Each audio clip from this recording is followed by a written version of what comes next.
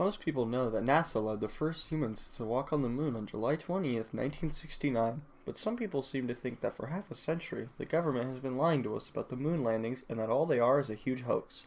The evidence that absolutely proves that no man has ever stepped foot on the moon is either misinformation, people overlooking facts, or non-original photos. One claim the non-believers make is that there are many photos taken from the landing site where there are objects over the crosshairs etched into the lens of the cameras, meaning that they have been put there via doctoring the photos. This is simply untrue because the only photos displaying this have been edited and compressed several times. On the left you can see what many non-believers use as an example of this, when in fact the original photo on the right shows the crosshair over the object. Now this photo here confuses me as to why people think that this proves that the moon landings never happened, because you can clearly see the crosshair over the object that people claim is fake, but they claim it is fake because of the one bright spot that does not show the crosshair. This is either due to the brightness of the sun or the cameras not being set up correctly. One point that people often use when trying to prove that the moon landings was staged is the lack of stars in the moon landing photos. The reason for the lack of stars, in fact, is very simple. Midday on Earth brings bright skies from diffusion of light through our atmosphere.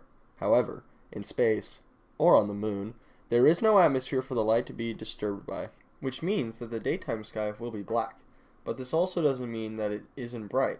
There is just as much sunlight in space as there is on Earth, if not more. Just as you cannot see stars during the day on Earth, you cannot see stars in sunlight, or in space, or on the moon. Many people point out inconsistent shadows on the surface of the moon from pictures taken from the landing site. Their claims stem from the theory that the pictures and videos were filmed in a studio and not on the real moon, where there would be more than one light source. What these people fail to keep in mind is that while the shadows may seem suspicious, that there really is more to them. In most cases, people will cite the shadows on the surface of the moon as evidence of two light sources.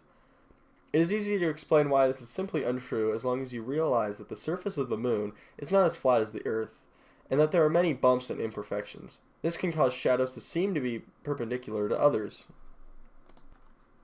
This photo of Buzz Aldrin has always been the victim of conspiracy theories. A common one is that the shadow you can see in Buzz's visor is not parallel at all to other shadows in the reflection. Why would it be? The visor is curved, so any image reflected off of it would be curved like that. This is not due to some other light source besides the sun. Another popular thing that conspiracy theorists come up with is a supposed prop rock that shows the letter C. This, however, also has a very simple explanation. The original picture from NASA does not show a C on the rock. The reason for the C on the rock, under close inspection, could be due to a single hair or fiber that was accidentally laid on the picture when it was photocopied or duplicated. One problem with faking the moon landings is the absolute amount of people working on the project. There were at least 400,000 people working on the Apollo missions at the time. Imagine how hard it would be to keep a secret like that. That would seem pretty difficult to pull off without another major world superpower constantly prying. Basically, if we faked the moon landings, the Soviets would have found out, and so would we. It might have been easier to actually land on the moon than to fake it. One thing that many non-believers also like to point out is the Van Allen belt. The Van Allen belt is essentially a ring of intense radiation that surrounds the Earth. The main point here is that no Apollo spacecraft or astronaut could possibly travel through this field without suffering a great amount of damage.